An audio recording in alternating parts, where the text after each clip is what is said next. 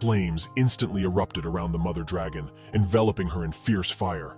The air was filled with the metallic scent of blood, and the liquid itself surrounded the dragon mother. Her eyes gleamed bright red, like blazing fire. Her readiness to kill those who harmed her offspring was tremendously immense. Immediately, the orc chieftain fell lifeless to the ground. The bloody dagger that had been in his hand dropped and fell nearby. His clothing was ablaze, his hands charred and sand-like, crumbling upon touch. The flame that had struck him was so powerful that smoke continued to emanate from his charred body. The dragon mother quickly confirmed her thoughts, and somehow received confirmation of her child's words in her mind.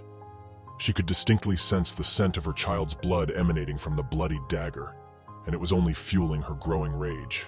In that same instant, the dragoness's eyes were filled with even more blood, their predatory gleam intensifying, like burning red light. She let out a furious roar, expressing that she had always felt that the ones who harmed her offspring were orcs. Right after these words, the orc's coal-black hand reached out desperately, seeking a chance to survive. Unfortunately, the dragon mother unleashed a massive torrent of flames upon the chieftain. His fate was to burn alive, and he could no longer resist. He shouted as loudly as he could that someone had betrayed them, urging everyone else to flee and save themselves. At that very moment, the orc standing nearby let out a piercing howl on an orc horn. His call resonated throughout the boundless forest to all the orcs. This brutal battle lasted for 4 days and 4 nights. Eventually, the orcs managed to triumph over the mother dragon. However, to their misfortune, countless of their own fell on the battlefield. Only about 15 of them survived. After this fierce clash, the survivors left the boundless forest. Thus, these orcs left behind a splendid and lavish feast for Kim, in the form of a massive dragon and the fallen orcs from the brutal battle. In that very moment, the little dragon's tiny claws trembled. This was because he could no longer feel his mother, and he knew that could only mean one thing. Bitter tears immediately rolled down his scaled cheeks, splashing onto the ground. He uttered the word mother, realizing that he would never see her again. Instantly, his paw pads began to transform, resembling those of his mother. They gained a rough texture and a slightly dark reddish hue, as if inheriting his lineage and legacy from his powerful dragon mother. The child dragon's teeth swiftly sharpened, becoming as keen as knife blades. This whole process was accompanied by unpleasant cracking and grinding sounds, as if nature itself was refining his weaponry to prepare him for battle. Now he was entirely different, no longer resembling his former self. Where a small and innocent dragon had stood just moments ago, now stood a formidable and menacing figure. His anger knew no bounds, his appearance transformed. His eyes, filled with bitterness and rage, continued to shed tears for the loss of his mother, leaving him alone. The young dragon immediately flapped his wings and in an instant pushed off the ground with his paw, soaring into the air. In the next moment, he was already soaring through the sky, heading toward the forest, following the same path his mother had taken. His determination was unwavering. In his thoughts, Kim recalled the book he found from an unknown person who had passed away. He tried to remember whom he had managed to consume by this point. Specifically, he had already devoured wild wolves, which became his first snack. Trolls had become his second. Then he tasted lizards, orcs. Now his list had grown to include a dragon. Kim had also tasted various other captured monsters, in addition to all those mentioned above. Kim realized that he had sampled all the monsters mentioned in the book. By this point, he saw no reason to stay in this forest, as he had nothing more to do here. He was now peacefully riding a cart of hay with an old man seated on a horse. Kim immediately turned his head toward the unfamiliar old man. The young man listened attentively. The old man spoke of memory loss being common in these places. He mentioned rejuvenating healing herbs, rare monsters, and the secrets of an ancient kingdom.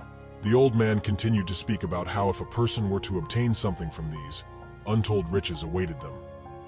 This was why many people ventured into the boundless forest in pursuit of these riches. He also clarified that most of them died, but some were lucky enough to survive. Kim had become one of these lucky few. Thus, the old man advised Kim to take care of himself from now on. To which Kim promptly replied, "Yes, I should." Later it turns out that Kim had feigned being a fool, pretending to have lost his memory in the boundless forest. It was through this ruse that he managed to extract information from the old merchant, who was heading to the village. Kim managed to extract almost all the information he knew. However, some things still remained a mystery to him. Specifically, the so-called status window. In this world Kim had entered, it was a way to verify a person's identity and condition. Kim likened it to an earthly passport in his mind. Immediately, Kim decides to try out this ability and speaks the words aloud to open the status window.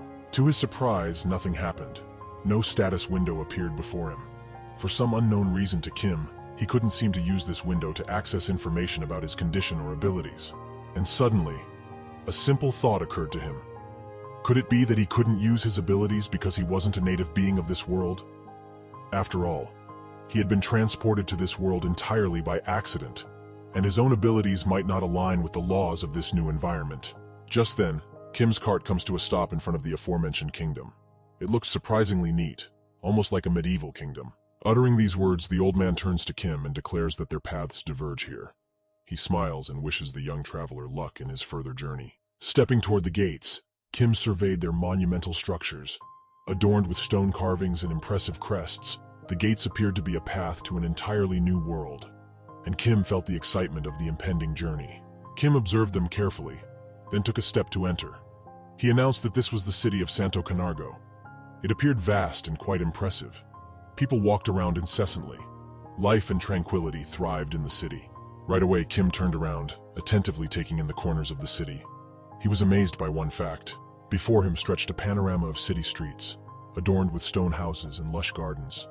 People strolled on sidewalks, smiling and going about their business. The streets were clean, and the houses looked well maintained.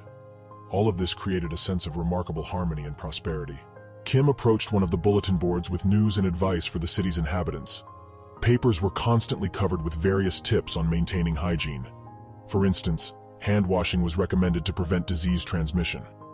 Papers were also posted regarding different infections and personal hygiene. Kim pondered and realized that apparently civilization hadn't passed over this city either. Suddenly behind him, Kim heard an unfamiliar voice. This voice was clearly addressed to someone else. Speaking about how clean and well-maintained Santo Canargo was, the voice reflected on its impressions. It turned out to be just two city guys discussing their impressions of the city. One of them mentioned that such cleanliness wasn't found throughout the entire kingdom. To which the second guy responded that the second prince spent his childhood in Santo Canargo. The second one continued, saying that the second prince was the first to uncover diseases related to unsanitary conditions. He also specified that he wasn't even 10 years old at the time, referring to him as a prodigy afterward. The first guy exclaimed that nothing else could be expected from the second prince, to which his companion responded that next month he would hold his coming-of-age ceremony here. The first person said that he definitely needed to come to Santo Canargo for such an important event. Kim attentively listened to all of this, not missing any detail. Kim noticed that on Earth, hygiene norms were only established in the 20th century. For the medieval era, this place seemed too advanced in this aspect. Kim pondered, wondering if even teenagers knew about this. The guy pondered, as there was no sure way to know. Kim contemplated. He was quite curious to find out if it were possible that someone besides him retained memories of Earth, and it didn't take as much time as Kim thought before he encountered the second prince himself. The latter was simply horrified, asking how this could even be possible. The second prince was bewildered and couldn't comprehend what was happening. In response, Kim only smirked maliciously. He looked straight into the second prince's eyes and couldn't believe what he was seeing. With sarcasm in his voice, he greeted his old friend, saying he was delighted to see him. The second prince was even more astonished. He was in shock about what was happening. He immediately bombarded Kim with questions about how he ended up there, where he came from. It should be noted that Kim was also in this mysterious world. It turned out that the second prince was none other than Eddie, who in his previous life had been the police officer from the ordinary world on planet Earth. He immediately shouted Kim's nickname, namely Pet Shop. Andy says that his real name, or more precisely the name he had in his previous life, was Andy Montoya. He was a second-generation American of Mexican origin. He was also an investigator for Interpol, a part of the UN, and also served as a secret agent for the CIA. In other words, Andy was considered part of the elite of our world. However, he clarifies one fact. When he encountered that monster in the car, he died a very pathetic death. It was at that moment that he lost. But as soon as Andy regained consciousness, he found himself in a new and completely unfamiliar world. Opening his eyes, Andy discovered that he had transformed into a little child, and his new name was Edward. In this world, he was the second prince of the Grand Continent Kingdom, Edward. He noted that the life he lived here was much easier than his previous one. The same hygiene, science, astronomy. Additionally, his knowledge from Earth gave Andy significant advantages in the Middle Ages, accelerating civilization's development far beyond Earth's pace. His elite education in diplomacy and politics also helped Andy gain unlimited power. Andy remarks that if he were to be reborn as a commoner, it would be a miracle in itself. But he was astonished by his luck in being reborn with knowledge. Furthermore, the first prince would not inherit the throne. In other words, he wouldn't be able to claim it at all. So, it was only a matter of time before Andy would become the king. And now, carriages pulled by white horses move forward slowly. Andy himself, or rather Edward, is in one of them. People standing in crowds exclaim that he is none other than Prince Edward, the second prince. Conversations and whispers among the people carry excitement and interest in this significant event. This is how the idea of becoming the king of this world grew in Andy's mind. With his valuable knowledge, it's entirely possible, as the people would follow him to the end. After all, he is nothing less than a prodigy and the second prince of the Grand Continent Kingdom. Among the crowd stood Kim, observing everything. Later, a view of the Santo Canargo estate is presented. The windows of the building twinkle with lights everywhere, and behind the windows a dark night prevails, creating a mysterious atmosphere. And there lies the heir to the throne, the second Prince Edward, on the bed. He sighs wearily, throwing his hands behind his head.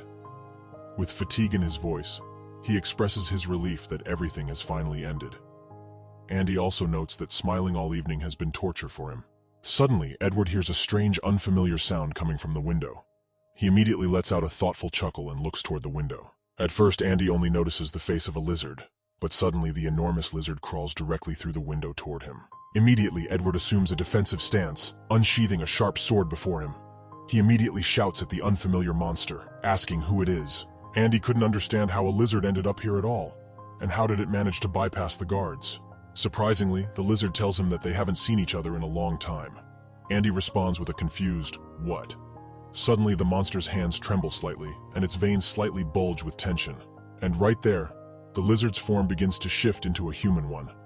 The green skin disappears, replaced by ordinary flesh-toned skin. He asks again if Andy remembers him. In the midst of all this, Andy can only stare at the person before him in shock and fear. He was stunned, and sweat started to form on his forehead. His eyes widened. Before him stood none other than Kim. Andy was taken aback by this turn of events, as it wasn't a part of his plans to conquer the world and become king. He immediately yelled at Kim, calling him nothing more than a monster incarnate, using the term familiar to him, Zoostor. However, Andy vehemently refuses to consider what he just saw. He rejects it in his mind, convinced that all these events are just a nightmare. His anger manifests in teeth grinding, accompanied by a terrible and agonizing grinding sound. He instantly utters the word nightmare, and a considerable amount of foam accumulates around his mouth. Right after that, Andy loses consciousness, collapsing into involuntary unconsciousness. He immediately falls to the ground with a crash, dropping the sharp sword he had positioned in front of him. Kim, in turn, simply continued to stand in place, amazed at how strong of a reaction his old friend Andy had. Obviously, he didn't expect the situation to evoke such a tumultuous emotional response. But then, Kim heard a servant of Edward knocking on the door. Opening the door to the second prince's room, the servant immediately apologized for disturbing His Highness at such a late hour. The servant was quite surprised to see the second Prince Edward sleeping in such a strange posture, and to confirm, he asked if His Highness was asleep. Suddenly, the servant's gaze shifted to something he found extremely unusual. His expression of astonishment was evident on his face, as if it clearly conveyed his unexpected confusion. The servant was a bit surprised that there was a huge bear-stuffed animal in the second Prince Edward's room. He wondered if it had always been there. However, the servant paid no attention to it and stated that it wasn't that important at the moment, redirecting his attention to the second Prince Edward. The servant asked the second Prince Edward again if he was sleeping, repeatedly making sure that he was sound asleep. The servant's hand deftly reached into the inner pocket of his jacket. Suddenly, the servant pulled out a kitchen knife from the secret pocket inside his jacket and brought it close to the second Prince Edward. Then he shouted the prince's name, demanding his death. But at that moment, the servant felt something soft and warm cover his hand, holding the cold weapon. The servant stood in bewilderment, knife in hand, frozen in place. He couldn't comprehend how something he had considered a mere bear-stuffed animal seconds ago could now move and even obstruct his aim of killing Prince Edward. His face displayed complete confusion and astonishment. In that moment, as the servant began to grasp what was happening, he let out a loud, unintelligible cry that echoed throughout the room. His voice reflected fear and horror, as an enormous creature, a bear, now stood before him. Immediately, Kim stated that it was too early for Prince Edward to die, and that this servant would take the place of the victim. Right after Kim's words, another deafening scream resounded, echoing through the room. Guards nearby heard strange sounds resembling screams. One of them asked the others standing beside him what was happening, and another guard replied that he heard strange screams coming from the prince's room. Without hesitation, all three of them rushed into the room of Prince Edward, forcefully swinging open the doors. They didn't bother with any ceremony. Kim immediately turned towards the entering guards. He cursed in annoyance and muttered that everything was going off course from his plan. But as soon as the guards entered, they saw the enormous monster. They repeatedly asked each other what this frightening creature before them could be. Immediately, the guards became much more serious. One of them began to speak to the other two, saying that since everything had taken this turn, they should swiftly move to Plan B. The head guard promptly pointed with 2 fingers at the strange monster and the servant who had just attempted to kill the prince with a cold weapon.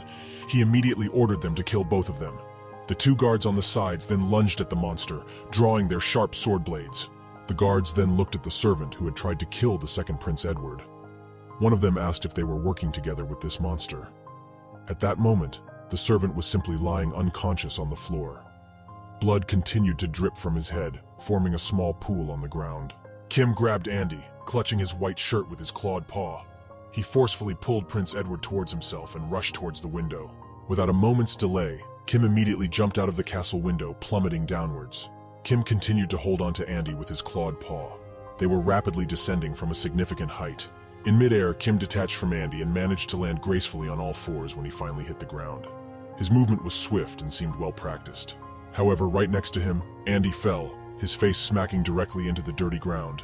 Being unconscious, his body flopped down like a rag doll. Kim immediately turned to Andy and again grabbed his shirt, just as he had done before. He firmly stated that this time he would save Andy. The Baron was calmly sitting in his room, filling out paperwork when suddenly one of the guards who had been giving orders to the other guards rushed into the room. He exclaimed to the Lord that a major disaster had occurred. The Baron merely turned his head toward him and inquired with a remark as to why the guard was causing such a ruckus. The guard immediately hurriedly and anxiously stated that an unidentified object had been spotted. He quickly added that some strange monster had abducted the second Prince Edward. Immediately the Baron slammed his hand onto the table with all his might. He yelled out loudly, as if asking how such a thing could have happened at all. He was greatly astonished and troubled by such news. Right away, the Baron flew into a rage upon hearing the information he had just received.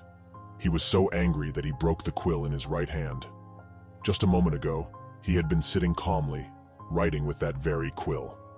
The Baron continued, expressing how it was even possible for something like this to occur here, in Santo Canargo. The Baron immediately spoke with utmost seriousness in his voice, commanding them to gather all the soldiers. He ordered them to rescue the prince as quickly as possible, no matter the cost. Right away, a cunning and irritating smirk appeared on the guard's face.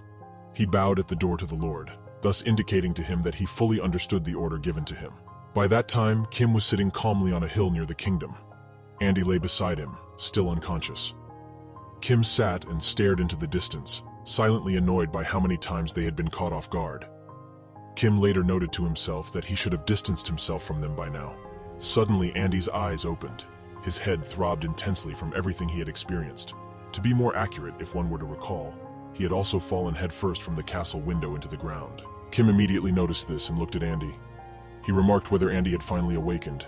Even now, Andy was very much afraid of the person sitting calmly in front of him, as if nothing had happened. Andy continued to be in deep shock from the realization that everything that had happened earlier wasn't just a dream. Drops of sweat continued to run down his face, and his brows furrowed in frustration. And right away, just like in the castle, a large amount of foam appeared around Andy's mouth. He was overly agitated and lost consciousness. Kim continued to watch his old acquaintance in surprise, and then sighed in resignation. Immediately, Kim simply turned away from Andy, who for the second time had lost consciousness upon seeing Kim. It was getting on his nerves because he now had to wait again for the guy to come to his senses. As soon as Andy regained consciousness, he began asking Kim how he ended up there, but his interlocutor immediately interrupted him. Kim said that he actually wanted to ask him something. To be precise, he wanted to know what had happened. His voice immediately grew harsher and more serious, filled with confidence. Kim asked what Andy was doing there in the first place, and how he had ended up there. Horrible thoughts immediately entered Andy's mind. He was sure that this bastard was definitely planning to kill him after learning that Andy had been reborn into this body after his death.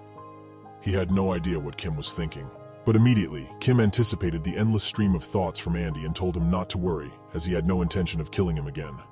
Andy relaxed a little, but he also didn't lower his guard against the guy across from him. Andy remained silent for a couple of minutes, and then asked Kim again if it was true that he didn't plan to kill him again. Later, he asked Kim to give him a break. Immediately, Kim responded to him that he didn't know what kind of break he needed, but Kim continued, saying that Andy had already paid in full for his betrayal.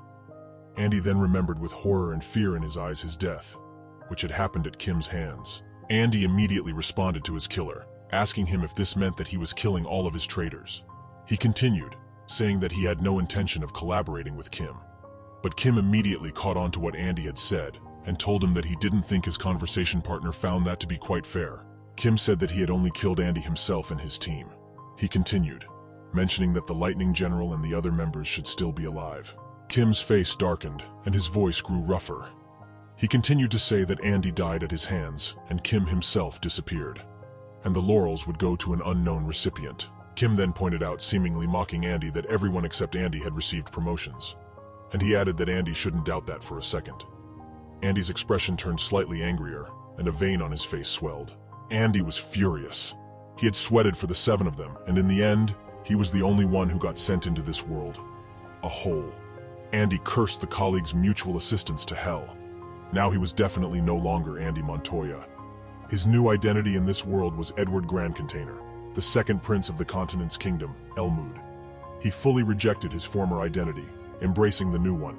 And immediately, not wasting a moment, Edward reached out his hand to his current colleague. He exclaimed, agreeing to cooperate and addressing Kim as his bro.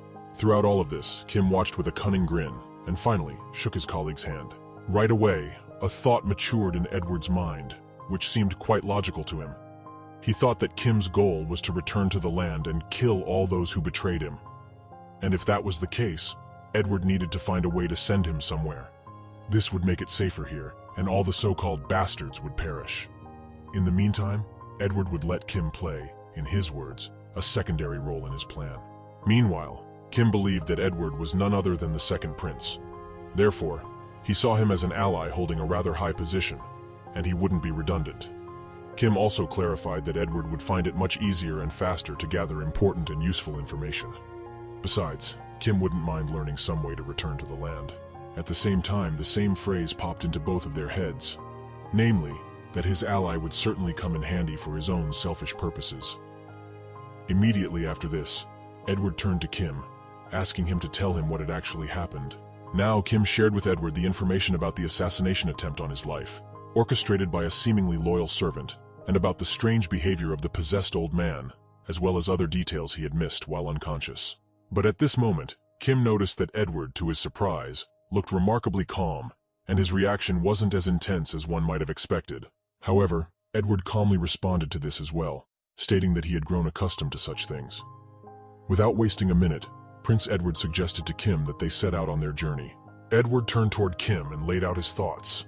First, in order to support his brother, Edward believed it necessary to keep a closer watch on his own position.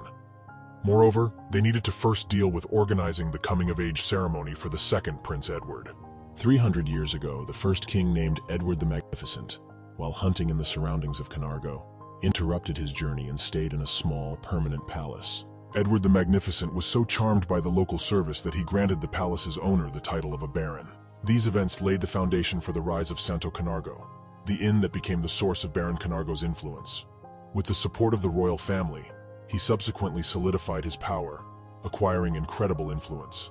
Baron Caernargo's estate gradually expanded and thrived successfully under the supervision of the royal family. However, once it lost this support, it inevitably faced its downfall. This is why Baron Caernargo would employ all his military might for the throne.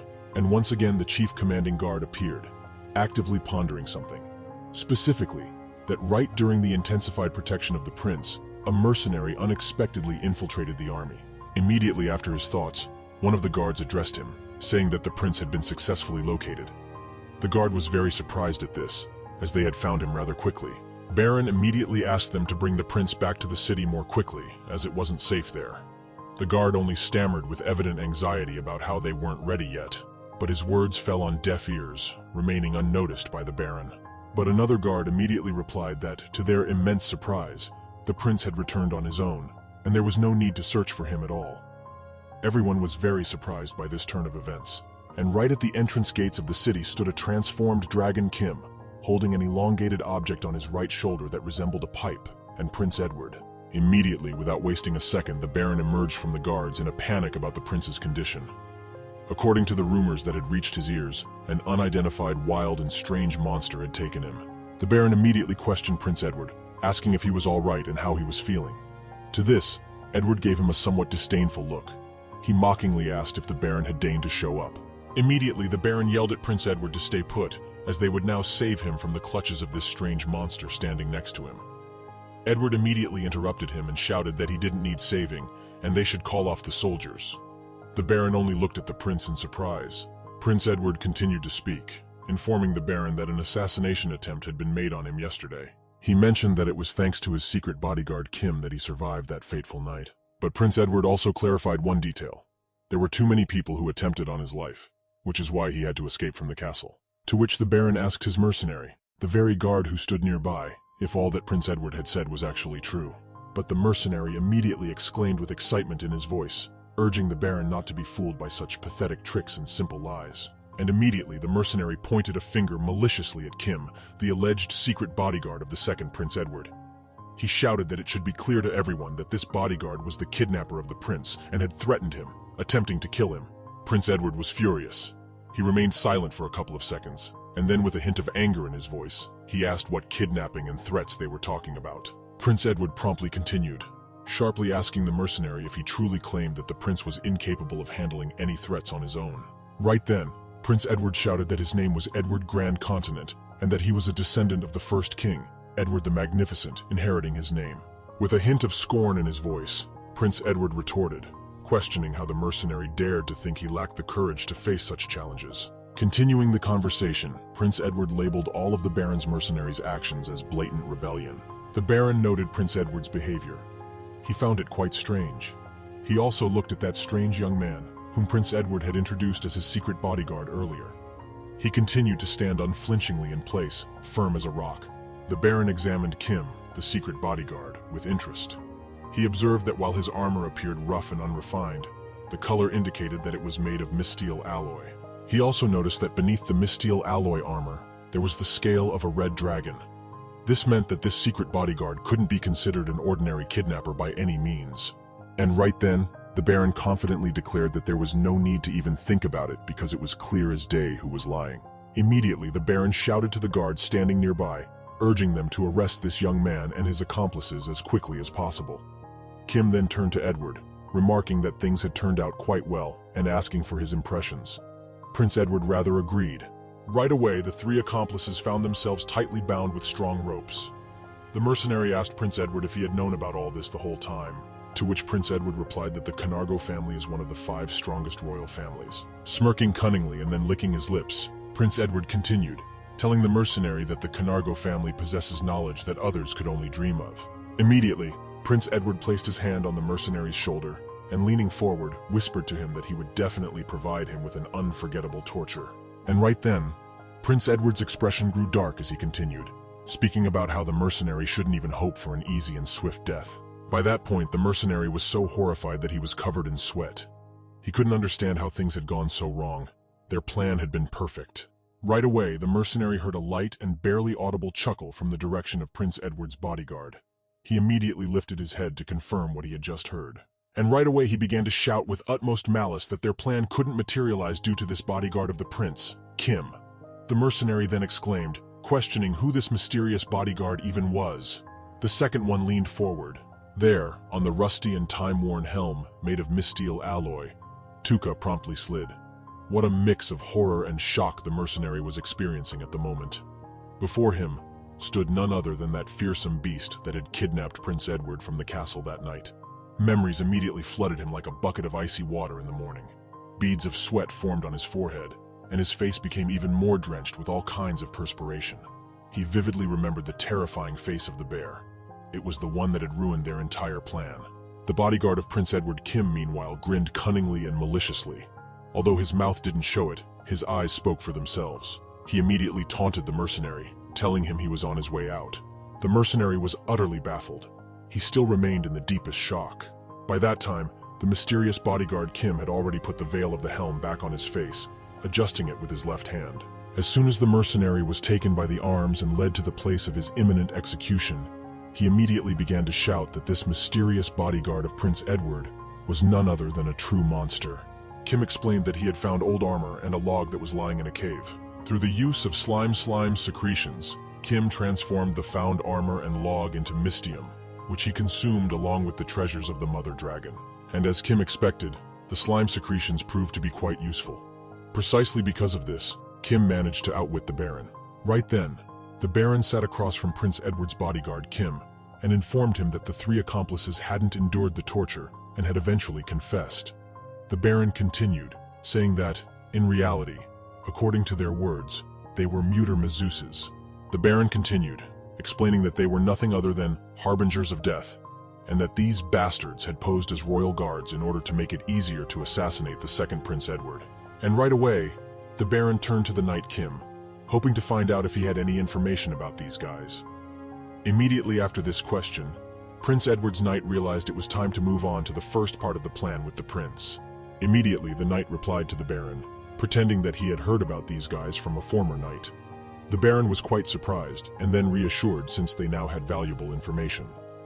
The knight Kim continued to speak about how he had heard rumors that the second Queen Everose allegedly died from an illness, but the true cause of her death was poisoning. Right then, the Baron exclaimed that poisoning was a despicable and vile crime, as the victim wouldn't expect a trap like poison. To this, Knight Kim nodded in agreement. The Baron clenched his fist with force in his right hand. He exclaimed indignantly that such a thing was even possible.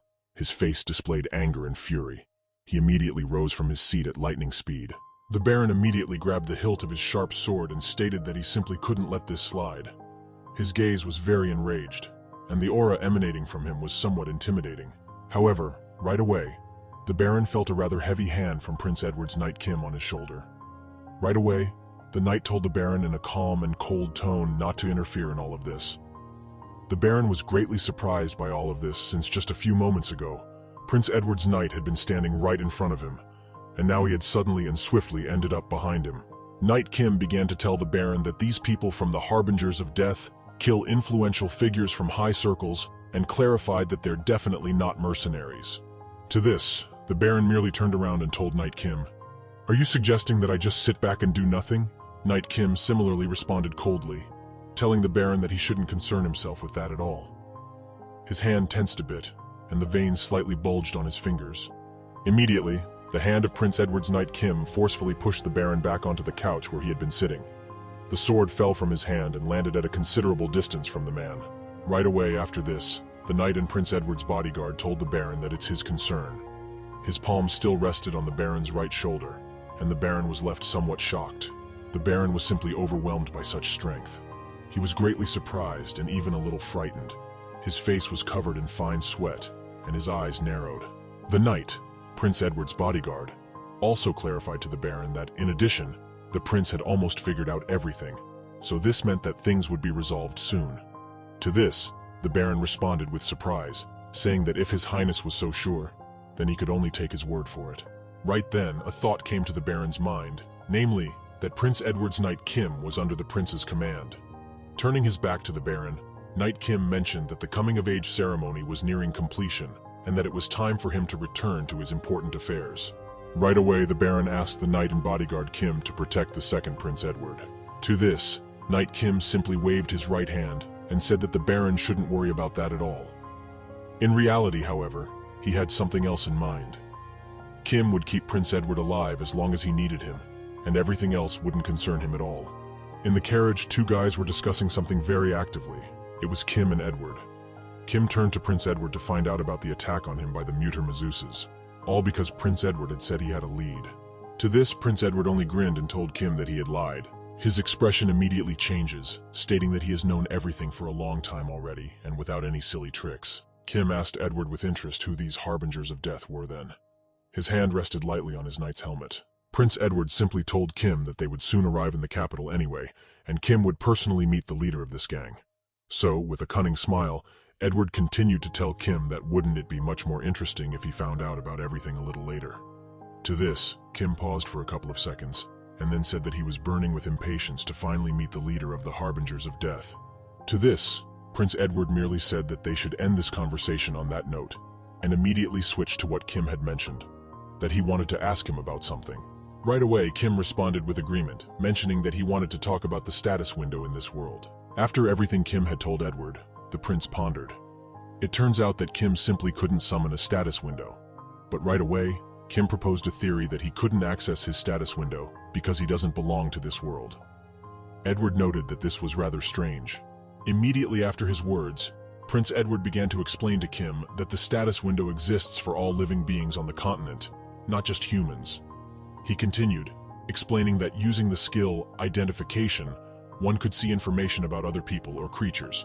Edward noted that he also had this skill. But then the prince mentioned that when he used this skill on Kim, he was absolutely certain he saw some information about him. On this, Edward sighed and said that it would be much faster to check himself, and he immediately chanted the command for identification. A magical circle of various symbols appeared around his palm.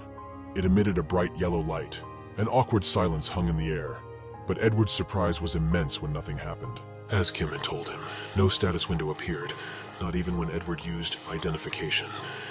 Edward pondered for a couple of seconds and then exclaimed. Realization struck him. He turned to Kim, telling him to transform into some other creature. To this, Kim only looked at the prince in surprise. Right away, Kim decided to transform into a grizzly bear. He still remembered how Edward had eaten him in Alaska. Kim remarked that he tasted all right, but it was quite convenient to use him. However, Edward immediately exclaimed that Kim should not transform into a creature he had eaten on Earth. Instead, he was supposed to choose a creature from this world for the transformation. Kim immediately had an insight. It was a brilliant idea, and perhaps it would work. He didn't hesitate and transformed his hand into an orc's hand. It immediately turned reddish. Immediately, Edward tried the identification spell, and a blurry window began to appear in front of him. In reality, a creature status window for orc appeared before them. All the information about orcs was written in the status window. Kim scrutinized the system window attentively, as if studying it. He said that now everything was clear to him. Somehow they managed to figure out what was wrong with Kim. Immediately Edward replied to Kim, stating that the identification of the system window didn't work because he was from Earth. Kim's suspicions were correct. But then the prince clarified that as soon as Kim transformed into a creature from this world, everything worked, and the system window appeared. Edward asked if everything was in order with this, to which Kim said not quite. Right away he transformed his hand from an orc's hand into a lizard's hand. Then he transformed it into troll skin, followed by an impenetrable dragon scale. Wolf fangs came next. The system windows kept changing as Kim's form shifted into different creatures. Throughout this, Edward asked his brother to slow down and not rush. After all of this, Kim transformed into various monsters he had eaten and conducted different experiments. Edward simply sat in shock, amazed at how many monsters Kim had consumed. Kim tried multiple times, but ultimately the status window stopped changing altogether. Kim carefully examined the system window that appeared. Values and indicators completely stopped changing, and almost everything was labeled undetermined. Kim hypothesized that such a thing might not even exist. Moreover, it seemed that the system had recognized him as some kind of glitch. Right away, the carriage with Edward and Kim arrives at the destination point, and they are immediately informed of their arrival. Almost in that same moment, the guys start getting out of the carriage. As soon as Edward and Kim stepped out of the carriage, a majestic, enormous castle stood before them. Flags with the emblem of the kingdom, depicting red shields, fluttered at the entrance. Edward asked Kim if his bro was ready, because right now they were about to meet the leader of the Harbingers of Death mercenaries. At that very moment, Prince Edward put a smile on his face and directed words towards Kim, cautioning him to perhaps avoid getting overly astounded by what he was about to witness. Just at that moment, right after this, Edward and Kim suddenly found themselves by massive, sturdy gates leading into the grand castle. Near the gates stood vigilant knights, swords at the ready, prepared to defend the entrance. As they approached the doors, Edward turned to Kim and informed him that behind these doors was the leader of the mercenary assassins. His words added an extra layer of intrigue to the atmosphere, capturing Kim's attention even more. Just as the door began to slowly open, Kim's eyes widened in astonishment. He immediately turned to Edward, saying that in a situation like this, it was impossible not to be amazed. Right away, he saw that seated on the throne was none other than the leader of the mercenaries from their world. It was an old man with a large blonde beard that was beginning to gray at the tips. He inclined his head to the side, resting his chin on his right hand. In that very second, the king addressed Prince Edward, exclaiming how unbelievable it was that he had returned. Now it became clear why Edward had advised Kim not to be too surprised. It turned out that the leader of the mercenaries was none other than the king of this country. Immediately, Edward and the knight Kim bowed before the king, showing their respect to him, given his high status. Right after the bow, still maintaining that position, Edward began reporting to the king that Prince Edward Grand Continental had returned unharmed. Right away, the king responded to him with a cold and indifferent tone, stating that he had already received all the news, so there was no need to tell him anything. Later, he added that he was glad Prince Edward was all right. In reality, Edward deliberately highlighted that part because he had returned alive, much to the king's astonishment. Edward immediately replied to the king that he remained intact and unharmed solely thanks to the companions provided by the king. In truth, these companions were the hired assassin mercenaries. An oppressive silence hung in the air, and Kim could sense a strong spark of anger and rivalry that had emerged between the king and Prince Edward. Kim mentally noted that this resembled some sort of mental battle. He could feel it clearly. Right away, the king's gaze turned to the knight Kim. Without a moment's delay, the king inquired whether this knight was his friend. Immediately, the king was infuriated, as he had never heard this name before. He also had never heard that the second prince, Edward, had a secret bodyguard all this time. This greatly agitated him. The knight Kim immediately sensed this aura of pressure in the air. And right away, the knight Kim relaxed, as all this aggression and showmanship from the king amounted to little more than childish babble. Edward immediately shifted his gaze to Kim. The king's expression changed right away, stating that it was quite an interesting reaction, but the one he expected from a brave and worthy knight. Without further ado, the king suggested to Prince Edward to keep this knight bodyguard for himself. In response, he quickly received something that did not satisfy him at all. Specifically, Prince Edward explained that he had two substantial reasons to reject the king's offer. In rage, the king immediately demanded to know what excuses and reasons Prince Edward had in mind to present. Prince Edward began to list, starting with the fact that the knight bodyguard Kim was not his possession but his friend. He clarified that he also didn't own him, so he couldn't hand him over to the king. The second reason that Prince Edward mentioned to the king was that the knight bodyguard Kim was his closest person. Edward asked the king if, despite being the second prince, he didn't have the full right to have an older brother. Edward also adds that this is why he and knight Kim have long been like brothers to each other, asking his little brother Kim if that's not the case, winking as he does. In that very moment, the knight Kim had noticed, cunningly smiled, and immediately confirmed all the words spoken by Prince Edward, raising his finger. Instantly, echoes of laughter and voices of young people standing before the king resounded in the hall, as if mocking or jesting. At this moment, the king literally explodes with rage. Veins on his face pulsate, and his body reddens and tenses with anger. He asks again if they really intend to act this way. Immediately, the king angrily strikes the armrest of his throne with his fist, and yells at Prince Edward that if this is all he wanted to say, he should leave his chamber immediately. And now we shift to another room where Prince Edward is laughing joyfully, holding a bottle of alcohol in his hand. The guy was clearly in a better mood, having already consumed 2 bottles before this. Right away, Prince Edward turns to knight Kim, telling him that finding a nobleman more virtuous than him would be difficult, as such good-hearted people were rare. After all, Kim had appeared out of nowhere, his true identity impossible to determine due to the closed window of the system. Additionally, as the prince added, Kim also harbors a mystique that the old man sees as a secret strategic reserve. Immediately, Prince Edward continues to speak to knight Kim about how the old man king must be thrown off balance and shaking with fear. He laughed and thanked Kim for helping him stand up to the old king. As a result, Edward presents Kim, the bodyguard, with a special armor as a reciprocal gift for the service rendered. Moreover, the armor is infused with magic. Right away, knight Kim asks Prince Edward if he had never managed to win before, to which he receives an affirmative answer.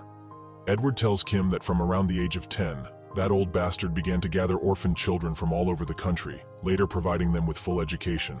Edward also clarifies that in addition to the main duties of servants, they also had other responsibilities. He trains his servants to quickly and effectively gather various information and even perform assassinations when necessary. After that, he directs each of these envoys to members of the royal family and aristocrats. Prince Edward also notes that the main goal of such dispatched servants was to eliminate any obstacles in the king's path. Prince Edward recounts that the king used this method to seize the royal throne, despite being only the 4th in line. Right away, a bottle of alcohol that Edward had been holding in his hand flies across the room. He exclaims, calling the king a complete bastard. The bottle instantly shatters into pieces and scatters around the room. Prince Edward was furious, his teeth grinding, and his body trembling slightly. Edward said that it was the first thing he thought of when he learned all these details. Immediately, the thought passed through Knight Kim's mind that ultimately, it's all internal strife. Right away, Prince Edward said that it was nothing to worry about, and now that he's become brothers with the guy of unknown origin, the old king can pretend to be as composed as he wants. But Edward knows that inside, the king is trembling with fear. He also specifies with a satisfied smirk that the expression on his face that he saw today is the best thing he's seen. Right away, Prince Edward bursts into loud laughter in his room. However, someone quickly opens the door to the room. In the doorway stood the silhouette of a young woman in a large, voluminous dress. She immediately shouted from the doorway, calling for her brother. Immediately, the girl rushed into the room, her appearance very similar to Prince Edward's. She immediately yelled that she had been informed of the recent events. She turned to Edward and asked him what he had done to anger their father so much. But right away, Knight Kim stood in the way of the girl. She was very surprised by these actions from the armored stranger. Kim asked the girl not to move. The girl immediately flew into a rage and began yelling at the stranger. How dare he stand in her way? And does he even know who she is? To all of this, Knight Kim calmly and coldly responded to the girl that this was Prince's personal space, and the girl dared to invade without knocking into Prince Edward's room. Immediately, the girl screamed at the top of her lungs, showing with her entire demeanor that she was outraged. She immediately shouted how this insolent knight dared to do something like that. At that very moment, the girl fell silent in fear, because Knight Kim, without hesitation, swung his sharp sword towards her. The sharp blade was already hurtling towards the girl at a furious speed, but right away it stopped just a few centimeters from the girl's throat. She looked at all of this in fear and agitation, continuing to stand in place, afraid to move even a millimeter. A bead of sweat rolled down her cheek, and she seemed to stop breathing for a couple of moments. Immediately, with a very menacing demeanor and a stern gaze full of indifference, Knight Kim spoke with a rough and cold voice that he wouldn't repeat himself twice. Right after Knight Kim pulled his sharp blade away from the girl's neck, she fell to the floor in fear. She had become so overwhelmed that her legs couldn't support her body anymore, making them feel like jelly. Knight Kim's dark figure towered over the girl, making her even more frightened. Immediately, a cry from Prince Edward echoed in the room, asking Knight Kim to stop. Immediately, Prince Edward knelt beside the frightened and trembling girl. He asked Eleanor if she was all right, but she only responded by addressing the prince himself. Right away, Edward made a somewhat foolish expression and extended his hand to Eleanor, apologizing for what had just happened. The prince continued, explaining that his Knight Kim had done all of this only to protect the prince, and not out of malicious intent. Eleanor listened to the prince's words and sniffled, using a handkerchief she had taken out from somewhere to gently wipe her tear-stained red nose. Knight Kim observed this whole ridiculous scene. He couldn't understand what kind of circus was unfolding before him. Then, Edward helped Eleanor to her feet and told her that first and foremost, she should return to her room, and that the prince would speak to her another time. In response, the girl only wrinkled her nose and shook her head. As soon as Edward closed the doors, he froze. He didn't rush to turn to face Knight Kim, but it turns out that in reality, his face was now contorted in a horrible grimace of fury and anger. Veins on his face tensed, and his teeth started grinding in the most menacing tune. Edward made an aggressive clicking sound, and then referred to Eleanor as a foolish woman. Immediately, Knight Kim, who had been standing somewhere behind the prince's table, asked him if the girl who had just entered their room was his sister, to which he received a rather quick affirmative response. And immediately, Edward asked if Kim remembered what the prince had said on the way, specifically about the goddess granting power to the younger sister. His fist clenched with great force. He continued, talking about how it was Eleanor he needed to eliminate first, and he would do it as soon as he became king. This girl is Eleanor Grandcontinent. She's the youngest of the 3 living children of the wise ruler Edward IV. It turns out that 3 other children just haven't come of age yet, and are now resting in the royal burial grounds. But barely coming into the world, Princess Eleanor received a right from the goddess that allows her to visit any lands she wishes. Prince also notes that Eleanor Grandcontinent is hopelessly in love with Edward Grandcontinent, the hot-blooded Spaniard from her past life. Although Edward and Eleanor are not blood relatives, he observes that loving one's brother is very strange in his understanding. Immediately, Knight Kim responds to Edward that the girl is clearly not all there mentally, and then he finally decides to ask the prince just in case. After all, you never know, did Edward reciprocate this strange Eleanor? Immediately, Prince Edward responds to Knight Kim that he didn't expect him to become a humorist, as he won't be doing anything like that. Immediately, the prince continues, talking about how he already told Kim about the second queen who was poisoned. Edward clarifies that the first queen invited her for tea, and thereby poisoned her, and it was the mother of this woman. And then Edward can't contain the anger that had built up within him any longer. and he angrily grinds his teeth. He tells Knight Kim that the second queen was actually that guy's mother. And after Edward's mother and also the second queen died, the first queen received all the love and gave birth to a beautiful child. And then it hits Kim why Edward hates Eleanor so much.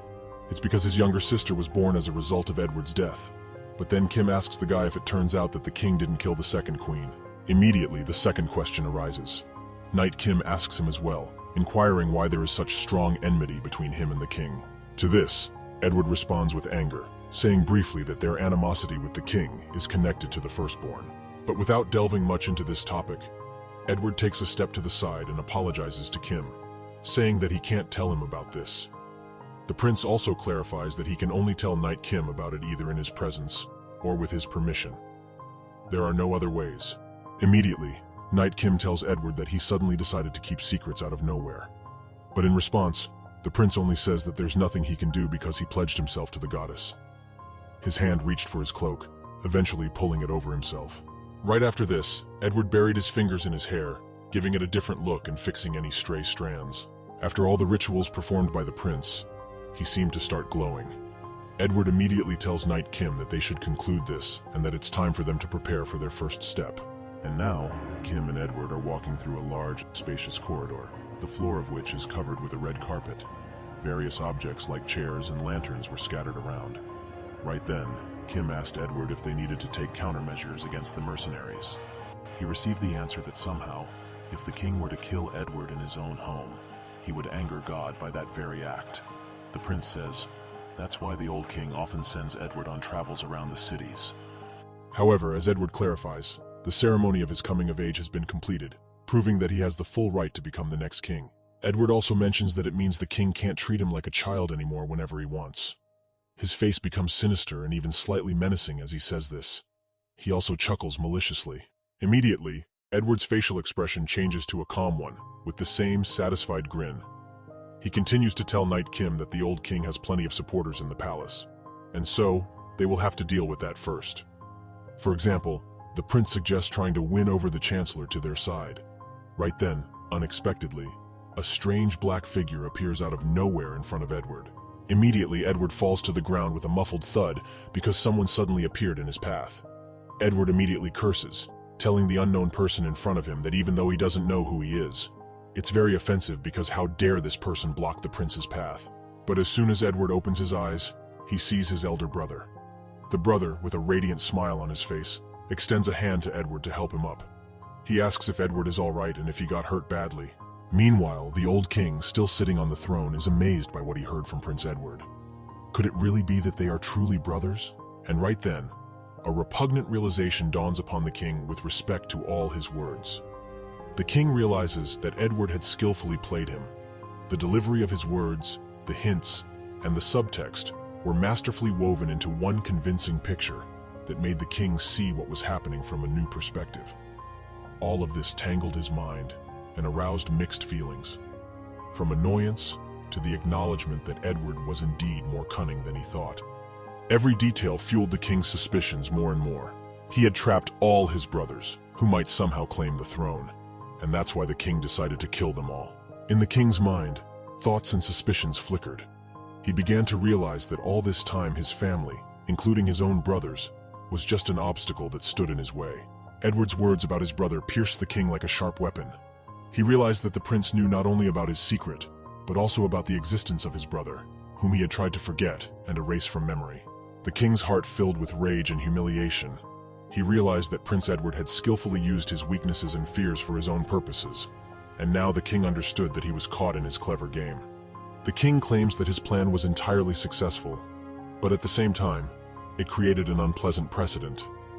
But the king also had a backup plan in case something like this happened. The children who passed the selection process, the king raised as enemies to each other. The firstborn was meant to become a wise ruler by rights, and the second son would grow in the shadows. His main task would be to remove obstacles in the path of the first prince. The eldest daughter would be smart and beautiful. The king planned to use the girl for a political marriage. However, the talents of the first and second sons turned out to be much stronger than the old king had planned. Edward proved to be remarkably cunning and devious, wanting to get rid of people he hated. Time went on, and the king realized that Edward aimed for power and was ready to use any means to achieve his goals. The old king understood that his long years of rule were on the verge of being threatened, and he had to take action. The eldest son grew up as a just and honest person, and his kindness didn't go unnoticed. The goddess Elmund blessed him, calling him a brave hero for his valor and compassion. This was how the first heir of the Grand Continent Kingdom disappeared. Only the cunning and deceitful second son and the meek, elder, and beautiful daughter remained. So the king came to a decision, namely that it would be better for the submissive princess to take the throne rather than the crafty serpent. The king had already firmly resolved that he would never allow Edward to take his throne and become king. As soon as Edward fell to the ground, his elder brother extended a helping hand so that he could get up, since it was his fault that Prince Edward had fallen. Right then, Edward's expression changed, and he let out a quiet gasp, apparently remembering something. Immediately, Prince Edward quickly got up from the floor. His face immediately became calm, although for a couple of seconds it showed slight concern, annoyance, and confusion. Right away, as soon as Edward was on his feet, he respectfully bowed to his elder brother, welcoming him to the palace and addressing him as the great hero. In response to Edward's words, his elder brother immediately replied, addressing him as His Highness and saying that they haven't seen each other in a long time. After that, the elder brother tells Edward that an important matter is on the agenda, so he suggests that the prince come to the audience hall. Knight Kim, who was standing nearby but somewhere behind Edward, was surprised that the great hero was standing right before them, the one chosen by the goddess Elmund. Right away, thoughts began to swirl in Kim's mind that the elder brother was called the kindest and most just, unburdened by the chains of his title. Now he could clearly see what the actual first prince of the kingdom was like. A thought crosses Kim's mind that the goddess's patronage must grant immeasurable strength. Despite his own plans and ambitions, Knight Kim starts to feel uneasy about how the behavior of the first prince might impact his own plans. Everyone had gathered in the audience hall for an important announcement from the first prince of the kingdom. Everyone stood in their places and waited silently for the agenda. The king and Prince Edward seemed to be communicating telepathically. From the look of the old king, it could be read that he was clearly not pleased that the first prince had come to him again, later thinking that he didn't want to see Edward anymore.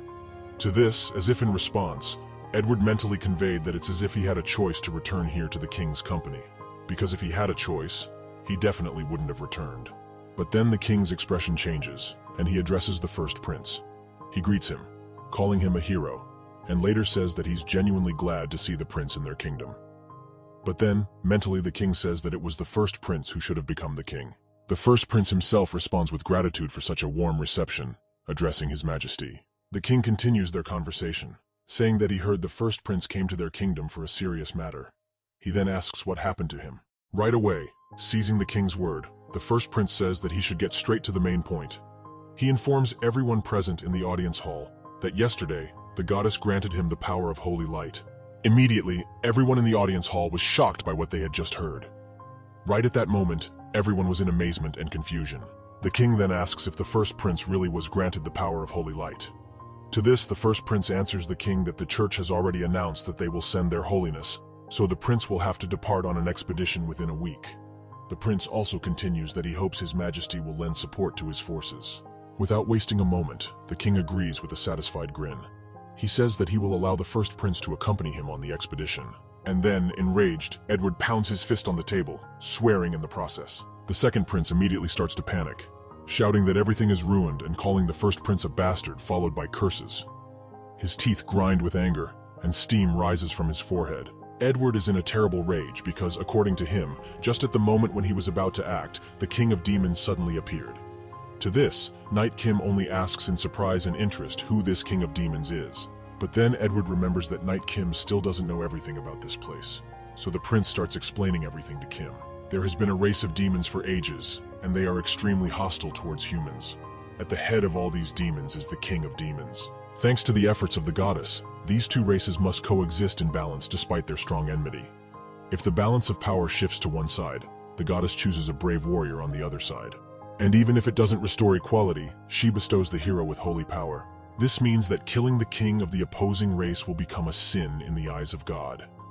Initially, all were created by the goddess, and she couldn't ignore the king of demons without due attention. But the holy power will allow the hero to ruthlessly deal with the king. In response to all this, Knight Kim asked Edward what then was the so-called problem that was hindering the execution of their plan. To this, the prince, with a sarcastic tone, expressed his surprise that Kim still hadn't understood. Edward explains to Kim that at the moment when the hero received the holy power, humanity was at an impasse. And since Edward had gone through the coming-of-age ceremony, it's his duty to defend the kingdom. Right then, Edward exclaims that the cursed old king will definitely send the prince to war. And even if Edward returns from there alive, the king has already arranged for his exile from the kingdom. Immediately after this, the second prince curses loudly. The next day, as Edward had anticipated, the king summoned him to the audience hall to order the prince to join the forces of the great hero and crush the king of demons. Right away, with no right to choose, Edward bows before the king and says that he wishes for his insignificant power to provide even the slightest help to the great hero. Right away, from behind Edward, voices exclaim in astonishment, wondering who would have thought that duty and honor were so important to the second prince of the kingdom. Someone adds that the second prince is displaying the qualities of a king. In response to all this, the king merely smiles predatorily, devising a plan to eliminate the second prince. And so, a carriage arrived for the second prince Edward by that time. Walking calmly beside him was Knight Kim, his bodyguard. Sad Eleanor immediately peeks out from the window. She gazes after her beloved. Tears well up in the corners of her eyes as she sobs, saying to herself that her dear brother should return home safe and sound soon. She starts wiping her teary eyes with a handkerchief. A cold sweat instantly covers Edward. He could distinctly feel that annoying sensation, as if someone was drilling into the back of his head. Right away, in fear, Edward turns towards the castle windows, hastily telling Knight Kim to move much faster. He simply had a strong desire to get out of this darned palace. In response, Kim only looks questioningly at the prince and his strange behavior. Their carriage sets off, surrounded by loyal followers on horseback guarding the prince. The sound of hooves fills the air around them. Knight Kim is surprised. He hadn't thought Edward would be this submissive. But the prince responds that he can't do anything about it, and that he must accomplish a great feat and return with the head of the mad old king. But then Edward immediately asks Kim about the situation outside the carriage. Kim reports that everything is quiet for now, but he thinks something is definitely being prepared. Kim notices that one of the escorts standing behind the carriage is slowly approaching it. And right away, Prince Edward swears, convinced that today is definitely a cursed day since the king even remembered to organize an ambush for him. Then, a bit more softly, he asks where the escort is positioned, to which he receives a quick and precise response that the escort is to the right and behind them. Also, he's approaching the rear wheel of the carriage. Analyzing the just heard information, Edward realizes that he's targeting the carriage's protective barriers. Right away, Knight Kim asks if he should intervene and stop this person. He receives a negative response from the prince and is asked to leave things as they are. Edward explains that if the barriers are breached, the wall on the rider's side will also weaken. In that instant, that same escort swings his sharp sword, holding onto the reins of the horse he was riding. In that same moment, his sword shatters and scatters into fragments, as the wheel of the carriage was shielded by the barrier. However, for the same reason, the barrier was now shattered. This guy immediately shouts to all his companions around, alerting them that the barrier was successfully broken, so it's time for them to move on to the next stage of killing the prince. Right away, all those who were supposed to accompany and guard the prince began their malicious plan, ordered by the king. Two people standing around the carriage started using magic, summoning fireballs. The rider who sat in the front seat also began to follow the plan, and now it was his turn to act. But his surprise was immense when the carriage's barrier weakened, yet the rider himself continued to move forward. That was definitely not part of their plan.